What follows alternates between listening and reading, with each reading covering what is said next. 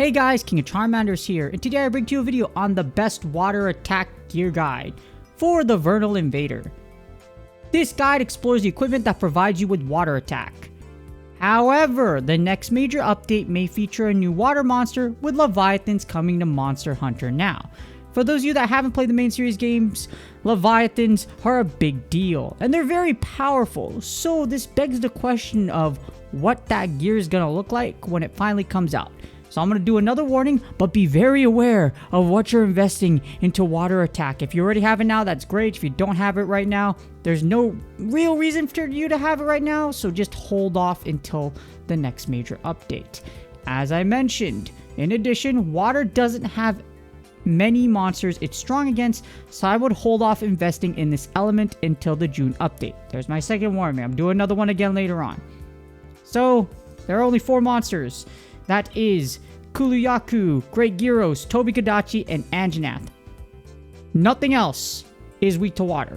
So, if you're having trouble with those monsters, definitely build water. If you already built water, build water. If you're interested in water, then this video is for you. And I'll be exploring water builds in separate videos. I'm not going to do it for this video because it would take too long. I'm going to do it for 2 separate videos for the 2 monster types that give you the best water attack as of right now. Alright, we're going to start off with the list of water attack gear for the Great Jagras. The Great Jagras has 2 pieces of gear that have water attack. We have the Great Jagras arms, which are the Jagras fan braces, which give you firm foothold level 1 and give you water attack level 1 once you upgrade it to grade 4. Next, we have the Great Jagras leggings, which are the Jagras greaves. This gives you water attack level 1 off the bat, and when you upgrade them to grade 6, you'll get water attack level 2. On to the next monster type, and we have a list of water attack gear for Gyratotis. Gyratotis has 2 pieces of water attack gear. You have the Gyratotis chest, which is the Jura mail. This gives you water attack level 1 right off the bat, and when you upgrade it to grade 4, it will give you last stand at level 1. Next up, you have the Gyratotis arms, which are the Jura vambraces. This gives you water attack level 1, and then when you upgrade them to grade 6, you get water attack level 2. Moving on, we have the easiest water element monster to hunt, and it's probably the most killed and abused monster in all of the Monster Hunter Now series. You want to know why? Because the easiest water monster to hunt is Great Jagras. We kill a lot of Great Jagras on a daily basis. In fact, it ends up being one of those things where you're just like, oh dang, if we looked at the total numbers, I'm pretty sure Great Jagras would be up there as one of the top monsters we kill. Shinra Tensei.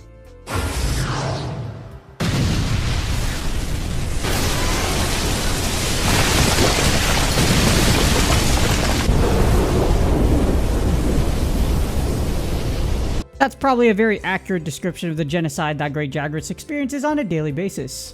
As Jagras can be found in all 3 biomes, forests, swamps, and deserts, so it's everywhere.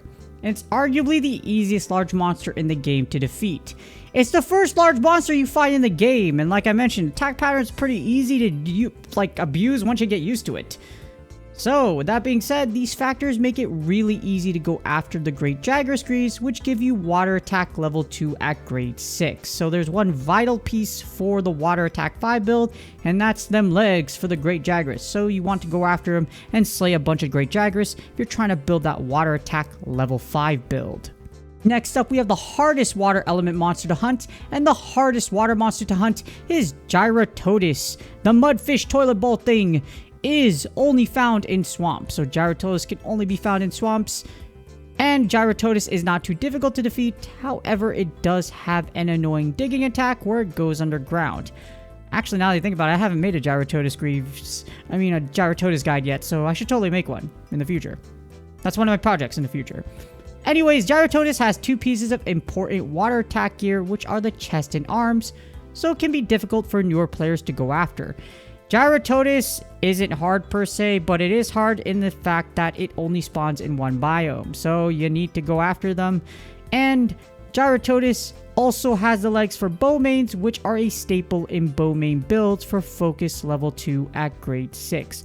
The Gyratotis greaves is a staple for every bow main build. You need that 2 levels of focus to get to focus level 5 at the most efficient and to build the most powerful bow builds. So, You definitely want to go after that if you're a bow main, so even more of a justification to go after the mudfish thingy, even though you're not going for water attack 5 if you are a bow main or look to be a bow main in the future. Or just use the bow in general later on. And now, the greatest thing about this video is math. I'm just kidding, it's not math. It's the estimated cost for grade 6 gear for the Great Jagras. So Great Jagras can be found on all biomes, so you don't really have to stress about it. And Great Jagras gear starts at grade 1. However, don't worry about the fact that it starts at grade 1. If you look at this comparison to the Gyratotus one, you'll figure out that it kind of takes the same amount of materials it would get, even if you're at like a higher forge. So just keep that in mind. Some are higher, some are lower, but definitely the Great Jagras isn't going to break your bank or your material bank. Well, it might break it if you're a new player, but if not, you don't have too long to go, or if you're a newer player, it's not going to take as long as it would make for other monster types, because like I mentioned, you can find Great Jagras everywhere. Don't use your monster tracker for Great Jagras. Don't do it. Just don't. Use it for other things you need that are more important. And do not build Jagras weapons outside of new forge you have to do to progress in the story. So there will be one point in the game where you have to build a Great Jagras sword and shield. Outside of that, do not invest any resources into it. The reason why is because Great Jagras water weapons are the worst in the game. So that's why I'm not going to make a guide for them. But yes, they are terrible. If you've invested in them, that's not great, sorry, but they just really aren't that good. So if you're investing into them now, stop it, don't do it. It's better for you to do something else and go for something else rather than the Great Jagras weapons, unfortunately. On to the next one, and we have the estimated cost for grade 6 gear for Gyratotus. So Gyratotus is only found in swamps. However, Gyratotus gear does start off at grade 3. Gyratotus being limited to one biome is what makes it really difficult to hunt. So use your monster tracker to help you out. So the good thing about the monster tracker, we can hunt Gyratotuses and track them. So you don't have to worry about that. However, the problem is even though you can track them, again, they're only in one biome.